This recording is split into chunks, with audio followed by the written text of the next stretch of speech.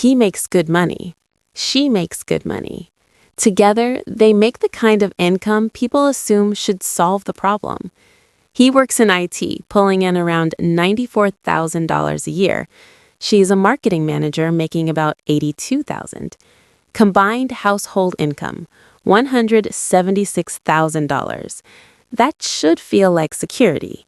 That should feel like the point where life starts to open up, where money stops being stressful, where the emergency fund gets built, where retirement accounts get maxed out, where vacations feel easy to book instead of something you debate for 3 weeks, then quietly cancel. But that's not what their life feels like. What their life actually feels like is pressure.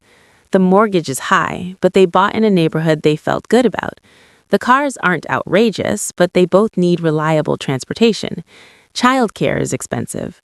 Groceries are noticeably higher than they were a few years ago. Insurance keeps going up. Every time they think they're finally catching up, something else gets more expensive. And the strangest part is, they don't feel reckless. They're not blowing money in casinos. They're not ordering bottles in clubs. They're not living some obviously irresponsible lifestyle. They did what they were told to do. They got the degrees, they built the careers, they got married, they combined incomes, they bought the house. They tried to build the stable version of adult life. So why does it still feel fragile? Why does a household making well above the national median still feel like it has less breathing room than it should? And this is where people usually give you bad answers. They'll say, you need to stop buying coffee. They'll say, it's lifestyle inflation. They'll say, if you make that much and still feel broke, that's on you. And look, sometimes people do inflate their lifestyles. Sometimes people absolutely spend too much trying to look successful. But that explanation is too small for what's actually happening. Because this problem is bigger than weak discipline. This is not just a spending problem. It's a structure problem. A lot of high earners are not financially weak because they earn too little. They're financially weak because modern life has a way of converting higher income into higher fixed costs, lower flexibility, and thinner margin. That's the part nobody really explains. And once you see it, a lot of things click into place. Because the real divide is not just between low income and high income, it's between people with margin and people without it. That's the difference. You can earn a lot and still have no margin. You can look stable and still be easy to break. You can have a good salary and still be one layoff, one medical issue, one repair, or one life disruption away from panic. And this is not just a low-income problem. It shows up in the couple making good money who still hesitate before opening the banking app. It shows up in the parent with a solid career who still feels dread when the school sends home another fee. It shows up in the professional household that looks fine from the outside, but has quietly built a life where every single dollar already has an assignment before it even arrives. That is a dangerous way to live, and it's more common than people think. Here's what makes this so confusing. On paper, incomes have gone up. Consumer spending has gone up too. So when people hear a six-figure household say they feel stretched, the reaction is often disbelief. But disbelief comes from looking at gross income and stopping there. Gross income is not the same thing as usable margin. Gross income is not the same thing as resilience. Gross income is not the same thing as optionality. And optionality is what actually matters. Optionality is being able to absorb a hit. Optionality is one income dropping and the house not immediately feeling threatened. Optionality is not having every plan in your life depend on both adults staying fully employed, fully healthy, fully available, and fully productive at all times. That's not stability. That's performance pressure. Housing is the biggest obvious one. A lot of families are not buying luxury. They're buying access. Access to safety, access to decent schools, access to shorter commutes, access to neighborhoods that feel stable enough to raise children in. The problem is that access has become expensive. So when a family stretches for a house, they're not always stretching for granite countertops and ego. Sometimes they are stretching because school quality has effectively been baked into the price of real estate. That's not a luxury trap. That's a structure trap. Then add childcare, then transportation, then food, then insurance, then healthcare, then the dozens of convenience costs that appear when two adults are both working full-time and trying to keep a household running without collapse. Here's how this usually happens. It doesn't happen all at once. Nobody wakes up one day and says, I want to build a life that looks successful but feels financially tense. That's not how the trap works. The trap works gradually. First, income goes up. Then standards go up with it. Not always because you got flashy, not always because you became irresponsible. Sometimes because your life simply got more adult. You move out of the tiny apartment because it no longer fits your life. You buy the more reliable car because missing work is not an option. You move closer to a better school district because your child is not an experiment. You pay for childcare because both adults work. You outsource more because two tired people cannot do everything.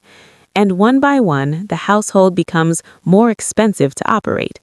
At first, it feels like progress. And in some ways, it is progress. A better home can be progress. Reliable transportation can be progress.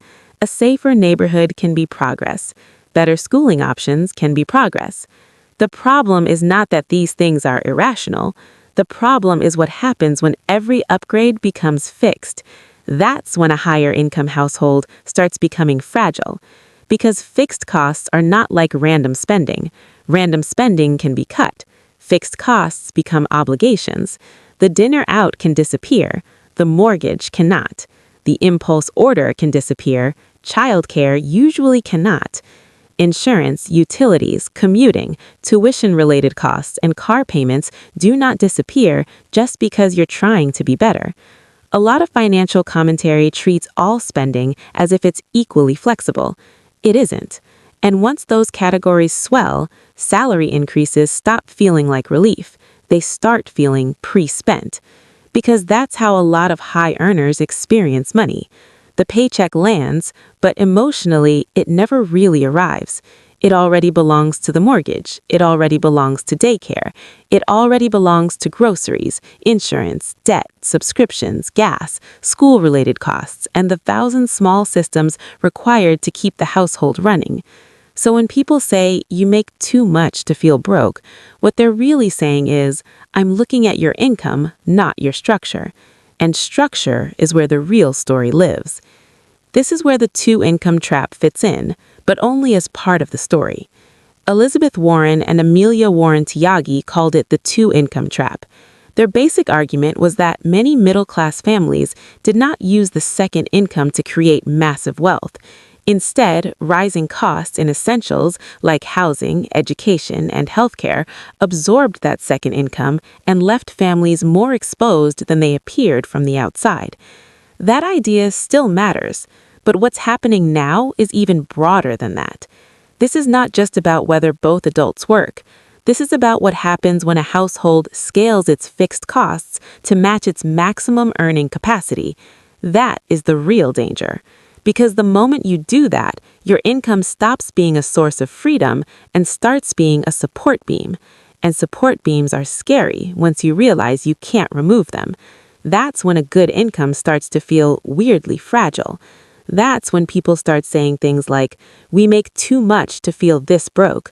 We should be farther ahead by now. I don't understand where it all goes. If one of us stopped working, everything would fall apart. Those are not random complaints. They're clues. They're clues that the household is not suffering from an income problem first. It is suffering from a margin problem. And margin is what we are really talking about here. Because margin is what turns income into actual security. Margin is the gap between what you earn and what your life requires. Not the life you post, not the life you imagine, the life you actually have to fund every month.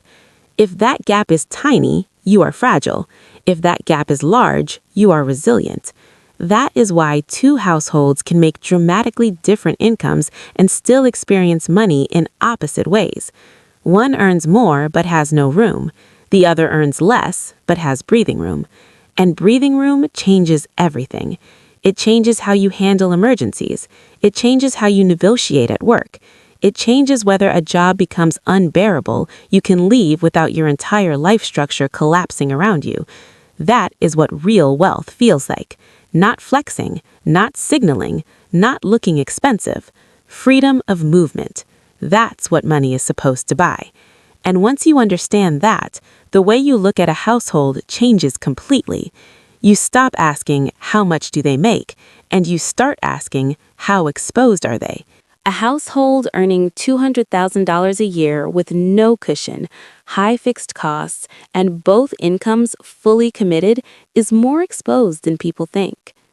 A household earning $95,000 a year with lower fixed costs, a solid emergency fund, and disciplined investing may look less impressive on paper, but be far more secure in real life. Because the real measure of financial health is not how much money comes in, it is how much pressure your life can absorb when something goes wrong. That is the difference between looking stable and actually being stable. And for a lot of households, that difference is everything.